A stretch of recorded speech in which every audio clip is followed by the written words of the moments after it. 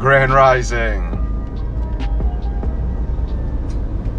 So I had this message to give you. Whenever you're manifesting and you have a deep desire in your heart to have something, you're going to see yourself having it in your imagination. So Neville Goddard teaches us that it is our imagination, our human imagination, that creates our reality. So you can't see your imagination.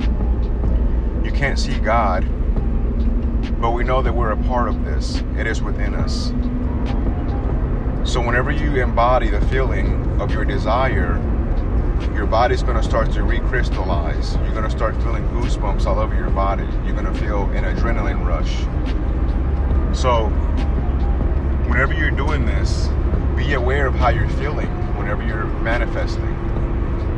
And connect that feeling with your desire.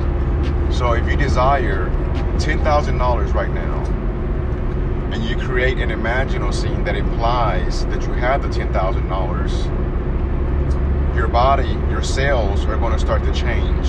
They're going to start to rearrange because you're dying to your old self. You're dying to your former self. Okay? So whenever you commune with yourself and you begin to know who you are, you're able to manifest a lot faster. And it's not about the act of manifesting an object in this objective world, but is the actual essence of learning how to manifest, who you are, and why you're manifesting. So you're manifesting because you're learning who you are. You're learning that you have this power within you. And we're told that this kingdom, this power, is inside of us, and we're called to test it and see. So you're testing your power every single day. But on this channel, I'm teaching you how to deliberately and consciously create the things that you desire. And you're creating something that you desire because you don't like your current state. But your current state is pushing you to elevate to your next state. So you have to think about it. This adversity is teaching me a lesson. So as you're manifesting something different from your current reality, you're actually transforming yourself to become a better person. You're learning to utilize this power. You're learning to become more self-disciplined. You're learning to love yourself.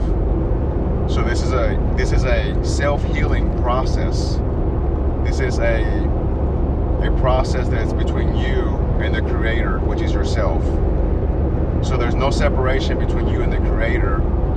And I just want you to know that whenever you're manifesting, comprehend that you can't see God, you can't see your imagination, but you got to think about it. Everything was once imagined.